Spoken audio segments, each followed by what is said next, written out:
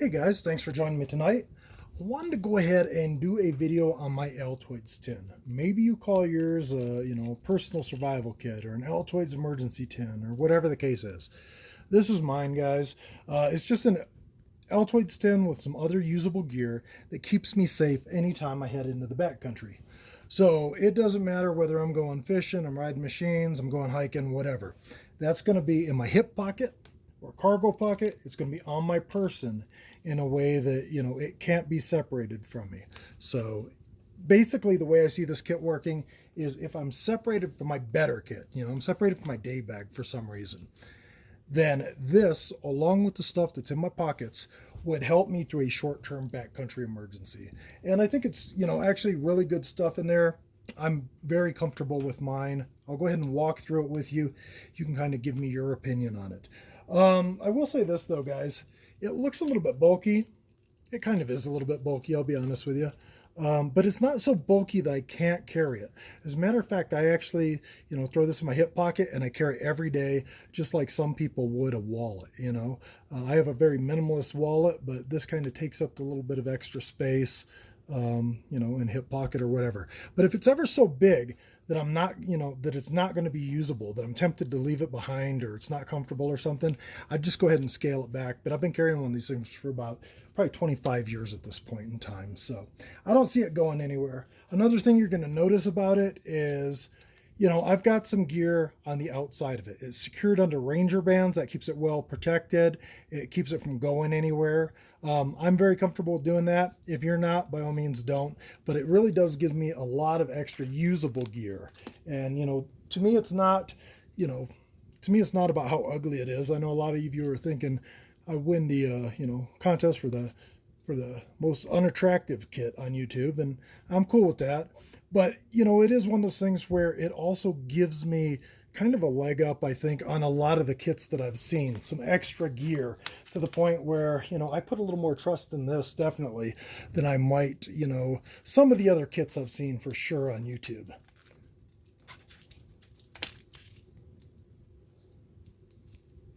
So I bind everything up, guys, with these Ranger bands. Keeps it protected, but also it would be used as a, part of my fire kit. It'd be an accelerant to, keep things burning. I'm just going to go ahead and start setting this out here, and we'll go kind of beyond that after I start working my way through it here. All right, the first thing, guys, if you don't have one of these, actually better yet, if you don't have two of these, and you have a little Altoids tin or personal survival kit, I would highly recommend that you get a couple of these things. These are basically, they're like beef jerky bags. They're that kind of material. But it's got a 1 liter line here. This thing has grommets. It's, a Ziploc type thing. It'll stand up on its own. I could put a, cord through these and actually carry it like a canteen. But if I fill this up to here with, if I fill this thing up with water to that line, just drop my purification tab in, then I've got, a quart of water right there. So, I have not one, but two of them. I rotate them out from time to time because you will notice that, just where the creases are, after, maybe a year or a couple of years, they'll go ahead and start cracking on you. If that's the case, guys, I replace them. But if I'm out in the field and I notice something like that, I'm just going to go ahead and I'll take out my duct tape that I have here. I'll just take that duct tape. I'm dropping stuff. All right. I'll take my duct tape here and I'll just go ahead and, patch those holes up. So no big deal. If I patch it from the inside and the outside, it should last me, through a weekend gone wrong. I'm not worried about that. I don't see any reason why it might not last a couple of weeks like that. After that, have some cash, guys. I do anyway. The reason I have cash, primarily, anywhere outside a wilderness setting, cash is going to take care of a lot of your problems. But on top of that, if I'm in the backcountry and somebody's so generous as to babysit me for a little bit, if my machine broke down or, I've run into some trouble and somebody stops to help me out, if they're going to bless me like that, I have no problem, giving somebody 20 bucks, 50 bucks, whatever the case is, or, if I need to buy something, whatever the case is, it's just the right thing to do. So, you know, I throw a little bit of cash in there. Definitely, I recommend most people do also. I've got a couple more Ranger bands. And then after that, guys, let me kind of walk through this with you. I have a magnifying glass. This one's just a plastic one.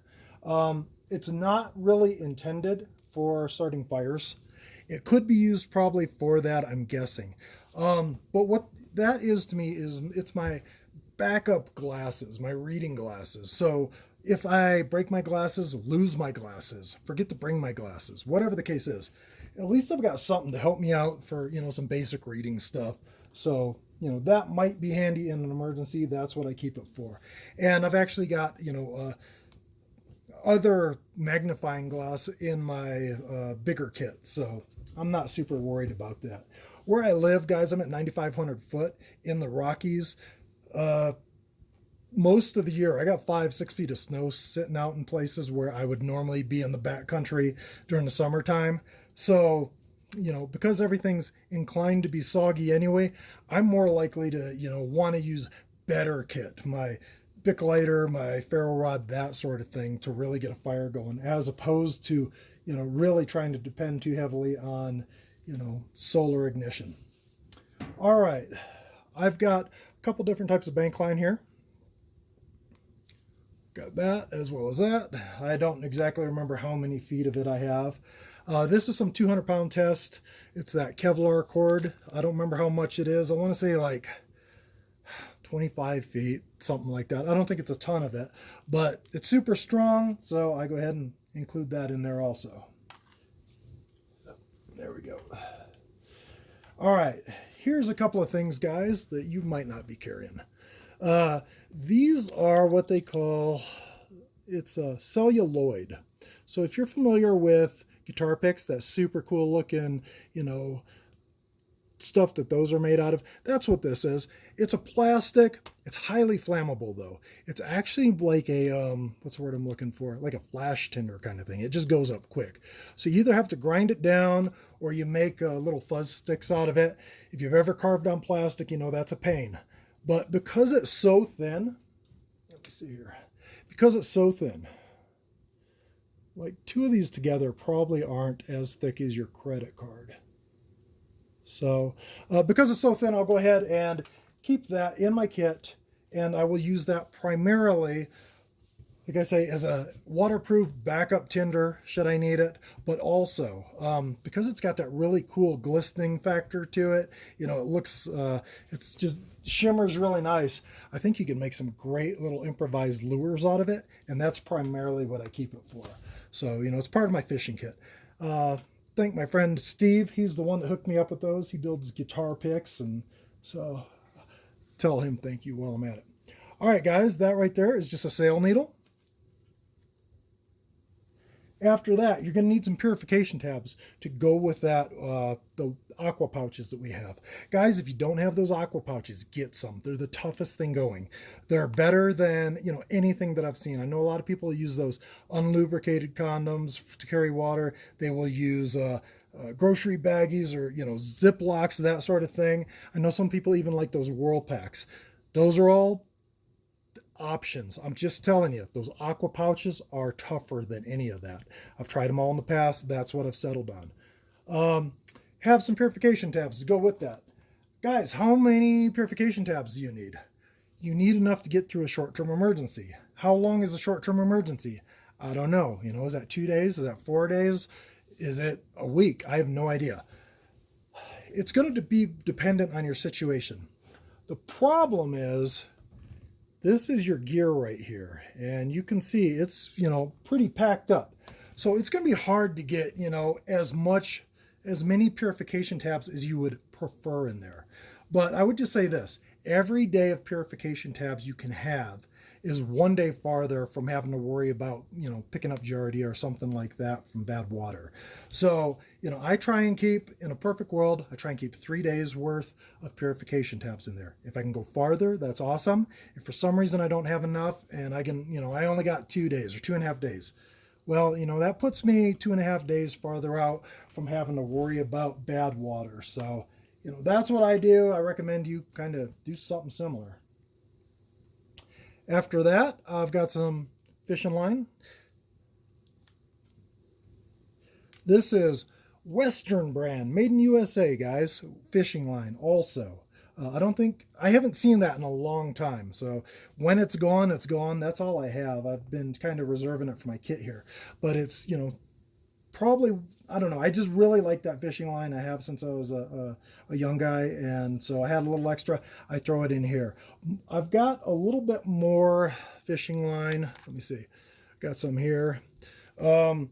I don't know exactly how much fishing line I've got, but I've got a lot of cordage, and then I've also got some dental floss in here. So, I've got primarily, I think it's I want to say 6 pound test as well as some 12 pound test, and I don't remember what this is, but I've caught plenty of fish on it, so I'm not worried. We have mostly trout here.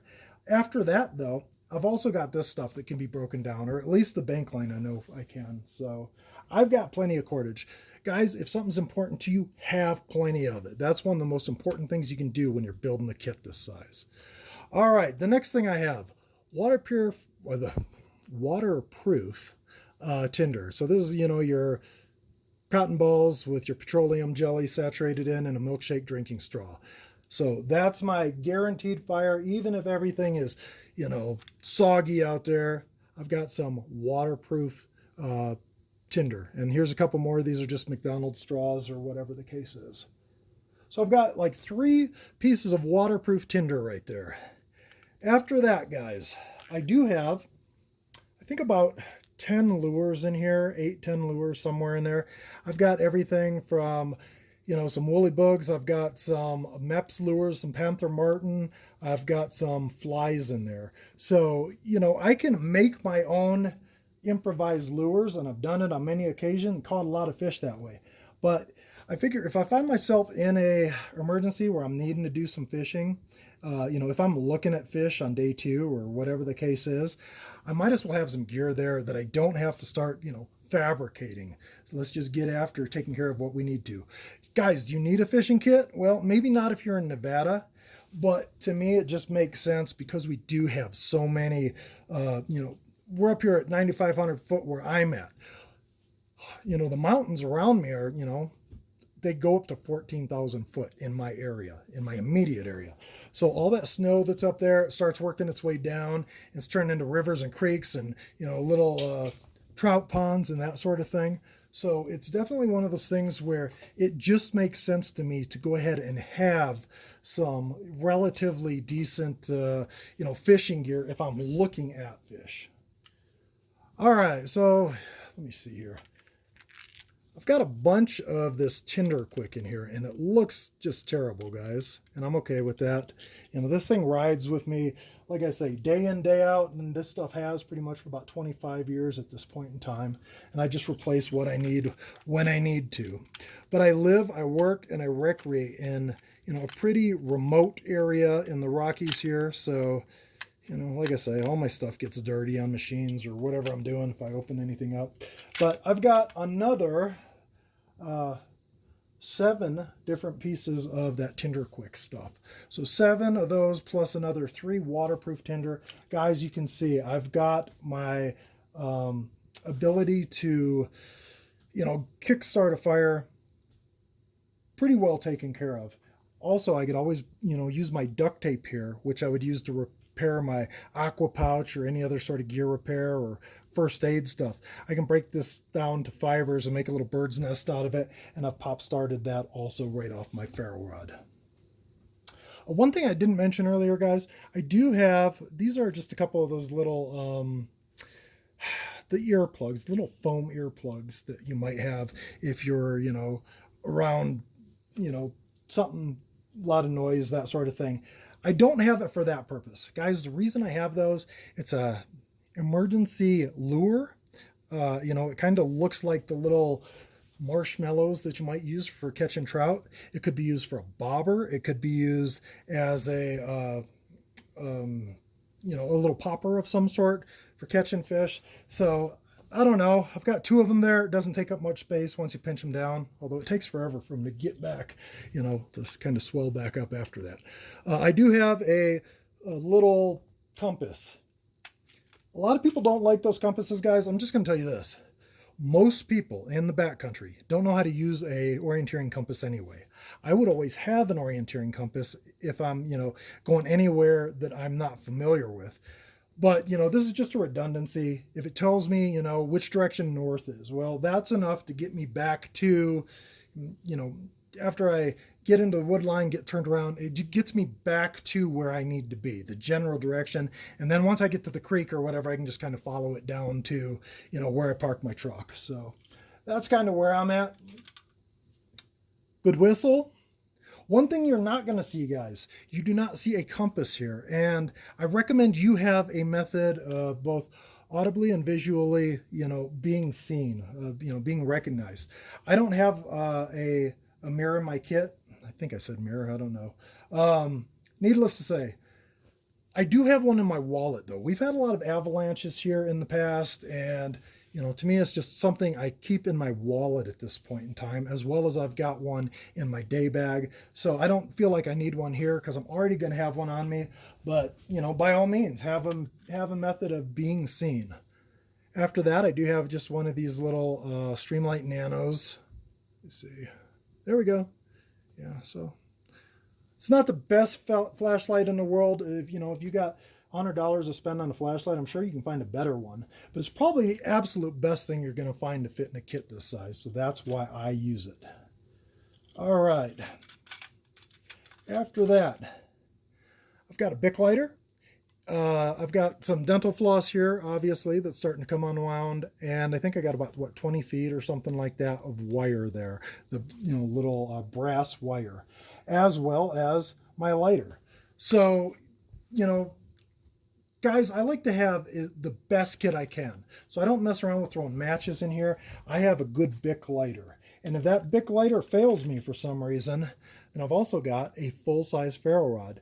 I don't mess around with having a micro kit. I don't put razor blades in here instead of a pocket knife. And I don't put little spark wheels and, the little mini size ferro rods in here. I take a full-size spark rod, and that way I'm putting off plenty of heat. So if I'm trying to use natural resources out here for tinder, I'm generating a lot more spark and a lot more heat. So that's kind of how I do that.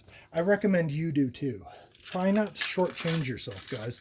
I think the worst thing people can do is, they'll go ahead and have what I call as micro kit. They'll have all this, they're trying to do too many things with a kit this size.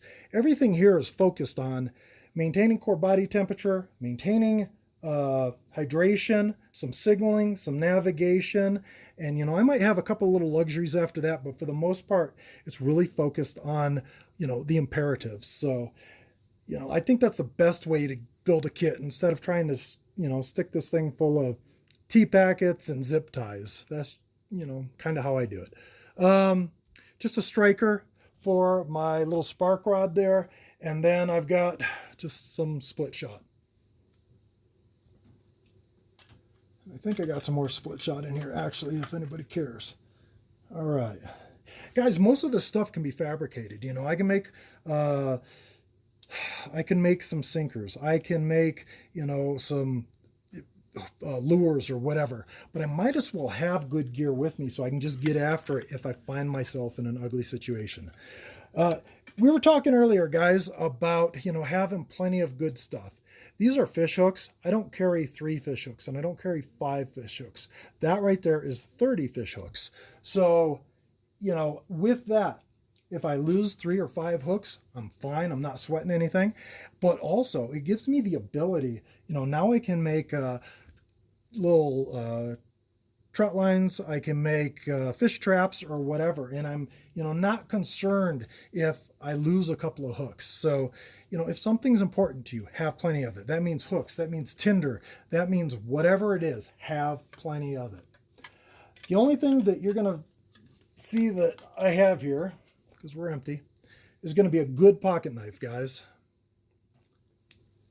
This is just a little Imperial brand Barlow knife. And I don't know if they, I don't think they've made these in years. This here's carbon steel, made in the USA. It's razor sharp. It'll do anything I need to do out in the field. For years and years, Boy Scouts carried these things, hunters carried these things, trappers carried these things. So, you know, it's comfortable to carve with. It's comfortable for any task that I would need to do in the backcountry. And I don't mess around. We were talking about, you know, not using micro kit. You know, if something's, you know, I don't want to use micro kit to take care of a massive problem.